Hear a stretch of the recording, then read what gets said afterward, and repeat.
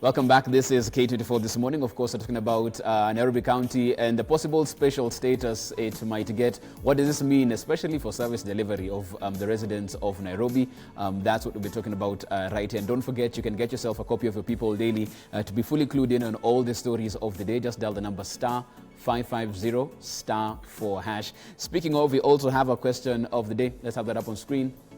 What is the solution to Nairobi's perennial poor governance? Once again, what is the solution to Nairobi's perennial poor governance? Send us your feedback, your question, your comment, what you feel is the way forward to the WhatsApp number at the bottom of the screen. We have one message. Let's have that in before we get back to the conversation. Governance a freak. We don't need a county by the name Nairobi. NMS minus cartels can make Nairobi great. Okay.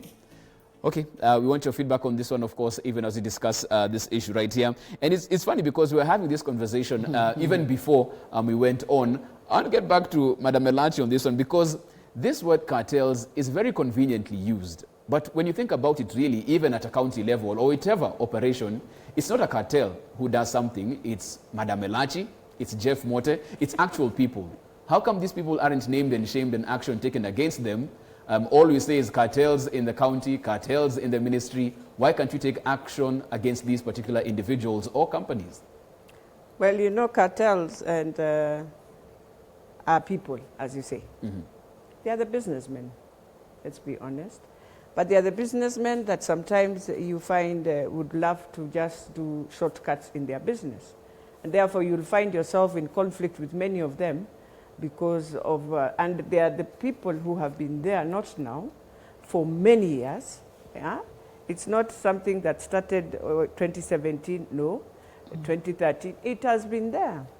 These are the people who started when the de facto county council local government was there. As they used to do business, they will do business of either not supplying anything, but they will come and tell you they have supplied and now they need to be paid. And therefore, putting in a lot of challenges in even how you need to sort out and know who is saying the correct thing, who is doing the right thing. And I think that's where the conflict has always been. But you see, it has also its inner team that supports it. And therefore, it will go and tell, they'll be told, there's this thing coming, make sure you apply. After you've applied, they will help you to do the same game. So I think the issue of cartels, as you say, we don't need to call them cartels anymore. We have to just say, these are businessmen who really ensure they surround their turf and they don't want anyone else to enter also. They create a monopoly in a business when they enter in. And it becomes very difficult when anyone comes in to try and crack that monopoly. When you bring in other young people to do the business, then now there's a conflict completely. And now you'll start fighting, and they will make sure now they start dragging back the gains you have made. They make sure you retrogress by now bringing in very many issues that you'll find sometimes they will even pay for cases to be in court. Mm-hmm. So you are dragged in court, you are dragged on this other side. They are not doing the right thing. You'll want to break that cartel or the business team that does that. And it's not all, because sometimes when we say that now, you don't need to bulk also those who are doing good business. We have people in Nairobi who would wish to do clean and good business, where they spend their money first and do whatever you have told them. Then they will come. Now, those are people you need to also do what? Ensure we pay them because they've done their business. So it's just a small team that was so used, and it's very, very interesting how this team is a web. So it's a web even in Treasury. They will go and look for their money.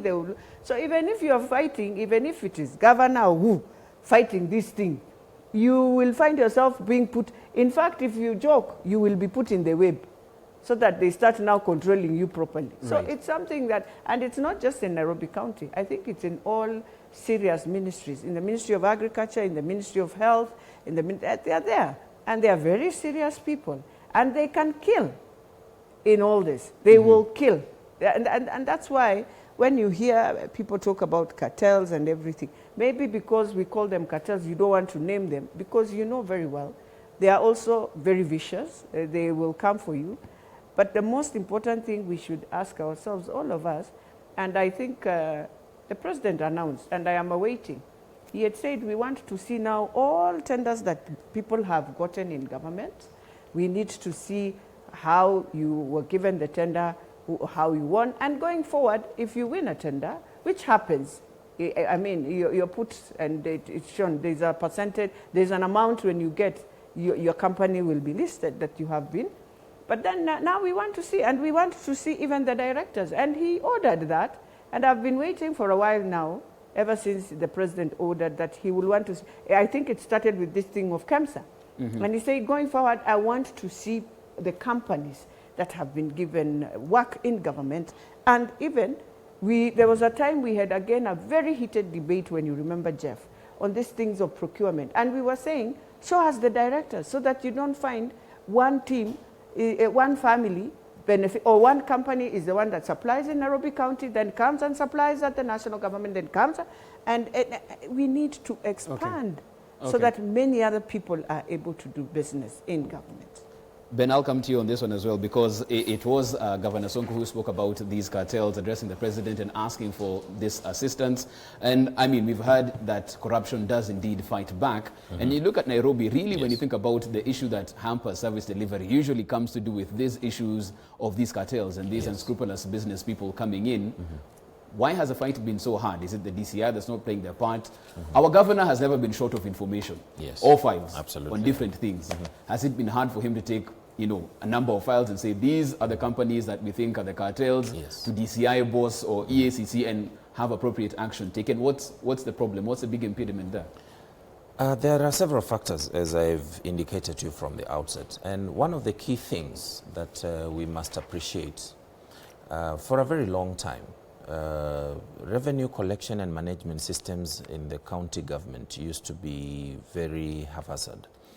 If anything, actually, that's why people used to carry money in gunias physically from City Hall. Actually, even the governor, when he came into office, he witnessed that firsthand.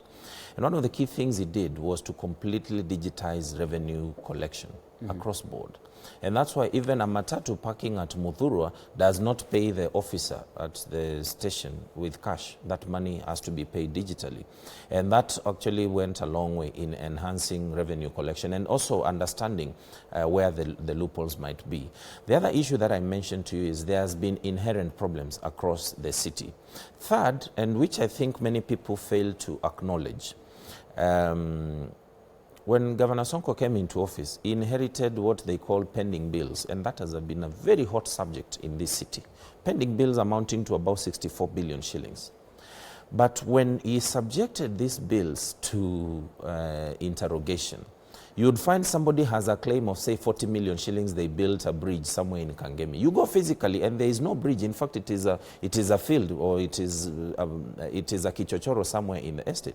And through, actually remember last year when the Treasury was asking county governments to form pending bills committees, verification committees, Governor Sonko formed one back in 2017. And those pending bills, watu walikuwa wanauza hewa to the county government.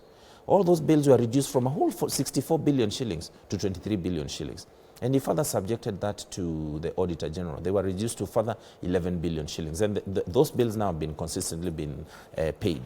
Why I'm pointing that out is because for a very long time, there was this mindset that, this kind of lethargy whereby people used to do government with the county government of Nairobi, not with the intention of enhancing services or providing any or supplying any goods, but because it was a cash cow.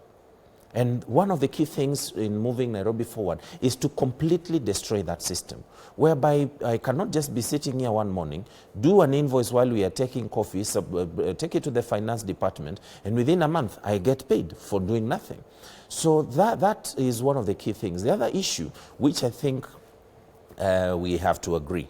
And I remember recently in the revenue debate, Senator Wamatangi pointed out something very important. You find Nairobi is the largest county in this country by population and by economy. So when we use the same revenue sharing formula that works for Wajir or works for Lamu or works for any other county, you find Nairobi ends up very deprived of critical resources. Out of the 15 billion shillings that Nairobi is receiving this financial year, The wage bill stands at about 14 billion shillings. So in absolute economics terms, if Nairobi were not to be generating any revenue on their own, Nairobi will be left with 1 billion shillings for operations and development and all those other things. So you find sometimes we may be pushing people to really perform, but we are not looking at the actuals. In fact, when you look at the report, the actual revenue that Nairobi collected in the last financial year up to June this year, it ended up about 24 billion shillings. So out of the 14 billion shillings wage bill, another almost 8-9 billion shillings goes to operations and maintenance.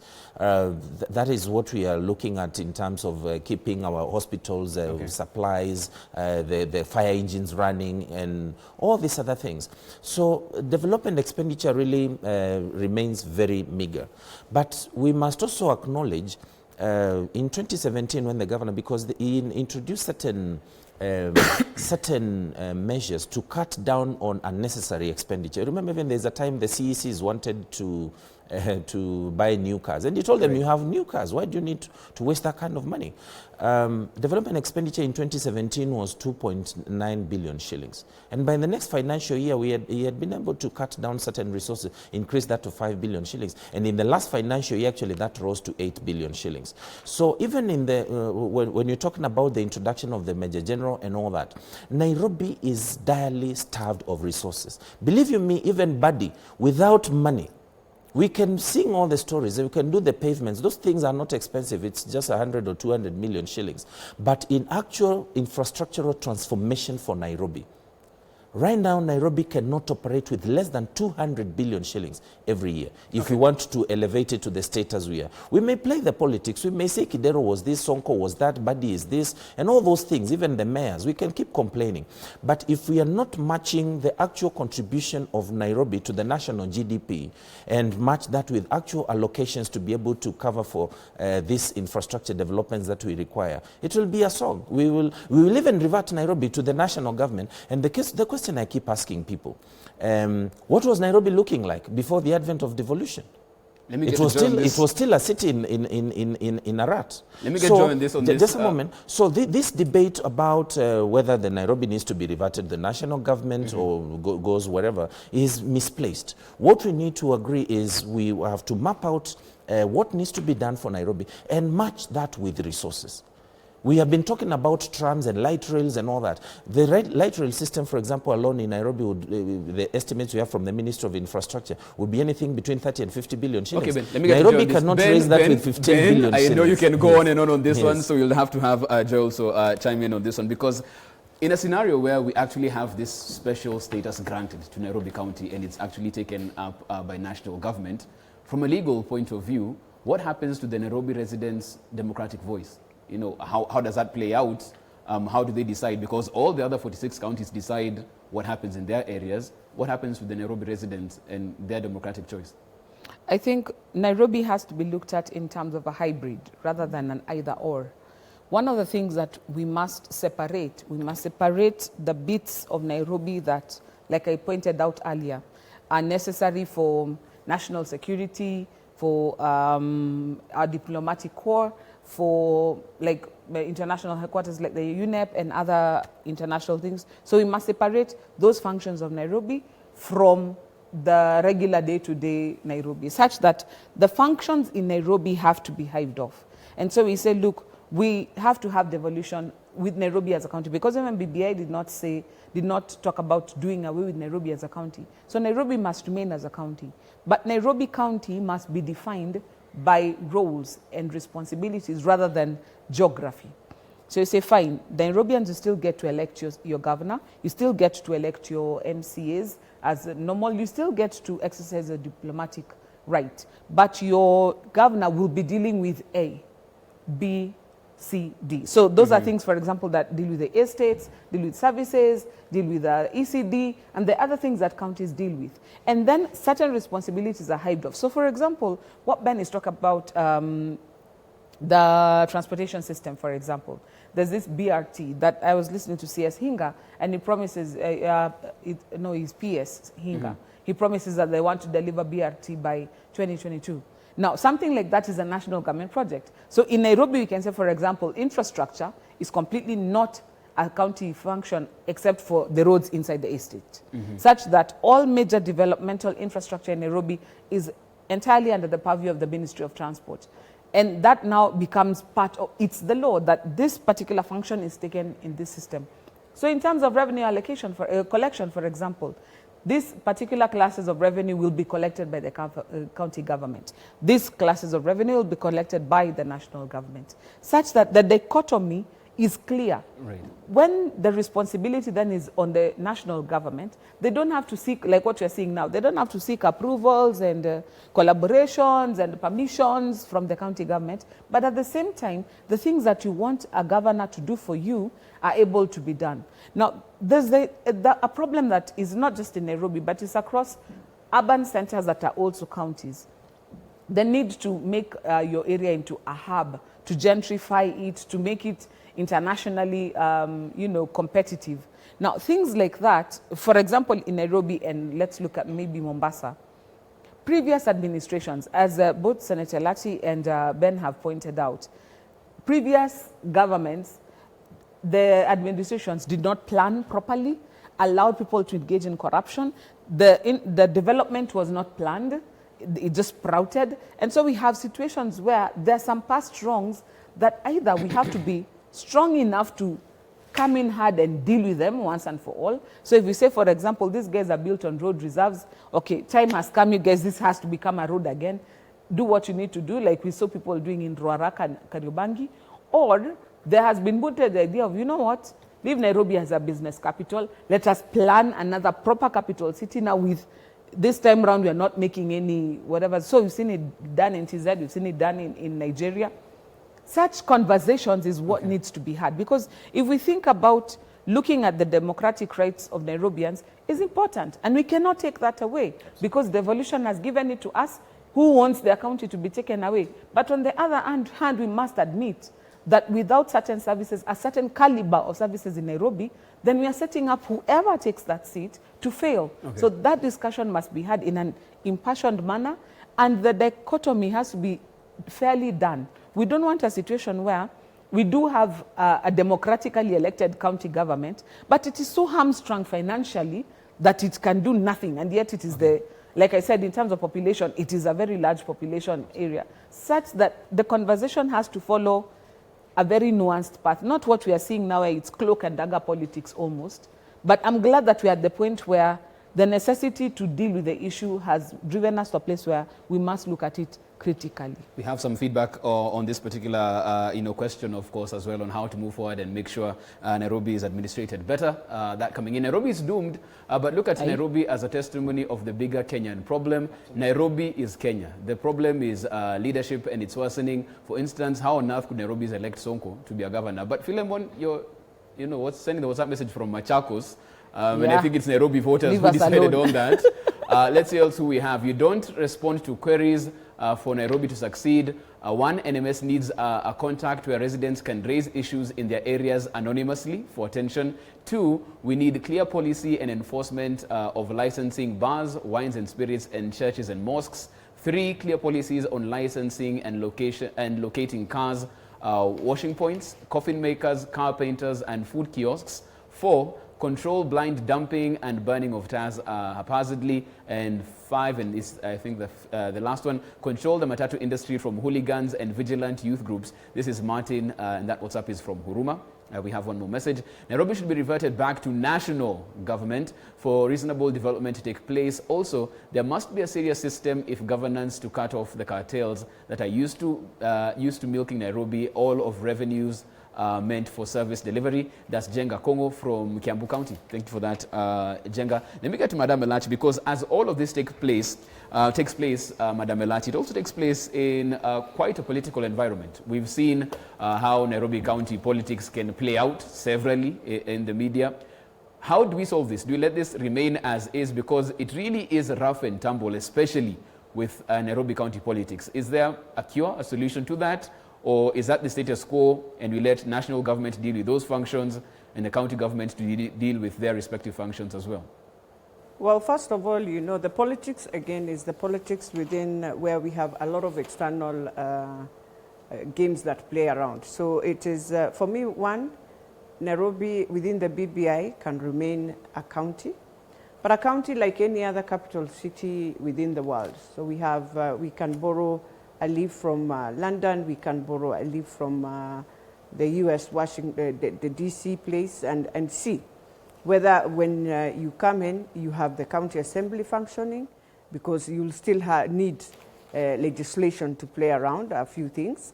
And then you have the national government coming in to support it, or you place it as Abuja. So it's up to Kenyans the way we look at it, because number one, Nairobi, as everyone says, is Kenya, indeed. If Nairobi functions, Kenya functions. If Nairobi fails, Kenya fails. Why? One, as Ben was saying, you collect the highest GDP for the whole country from Nairobi.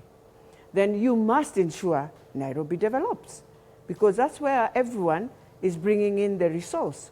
And I believe in resource, if you invest in people, you get more resources. So that's my opinion in how I look, even in the formula revenue, formulation, shareable, as the Senate talks about it. I just want to tell them they need to cluster Nairobi as a very unique and special county, that you are investing more in it so that you get more revenue to go to other counties. Okay. But at the same time, as Martin has said from Huruma, it is important to look at different infrastructures that we need the national government now to really support.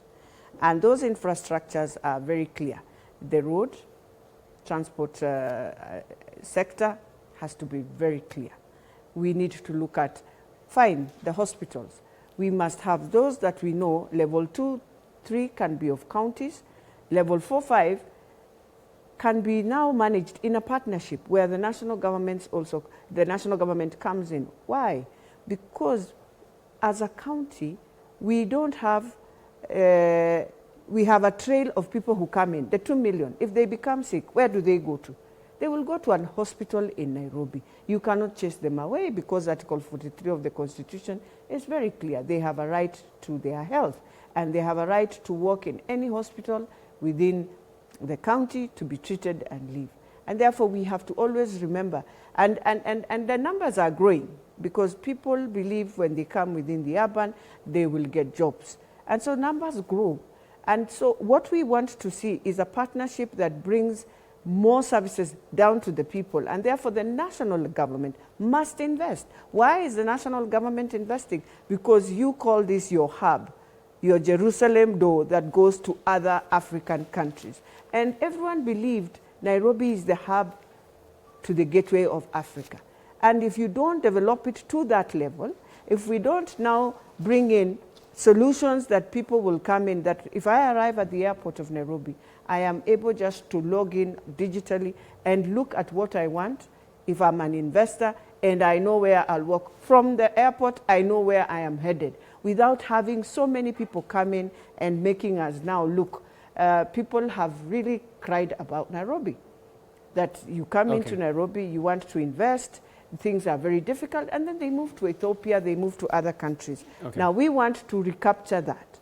And you can't recapture that by blaming each other. You can only recapture that by sitting together and agreeing, this we are doing together in partnership.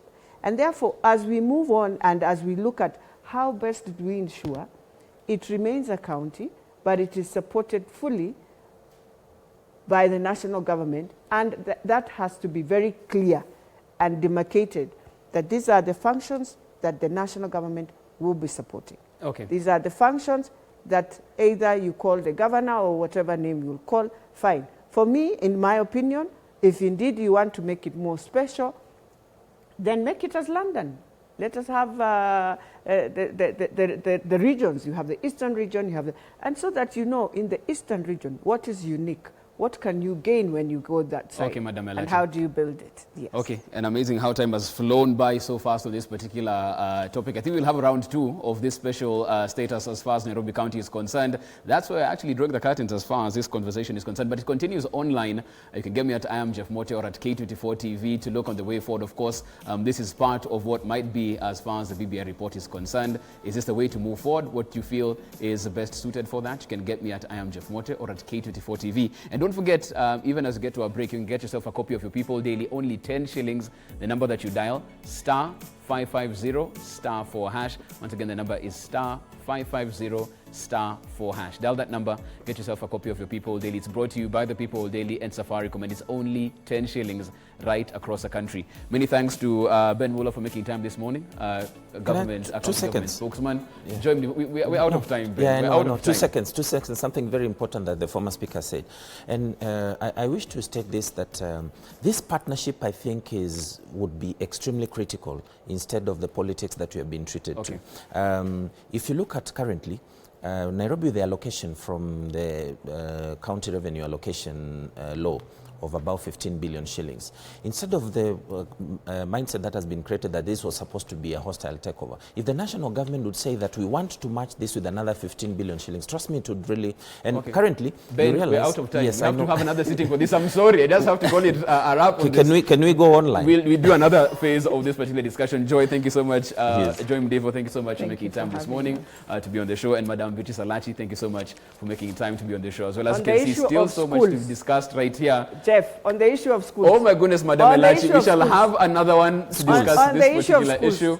While I agree with what I heard Joy saying, I just want to say that it is important. Since we believe it's not just exams, let the Form 4s and the Standard 8, if that is what we are calling social distance, go back to school, look at their papers, and let them finalize their year instead of giving them a psychological problem. Okay, we leave it at that. Of course, we take a short break. We are back on the other side. We get interactive. This is K24 This Morning.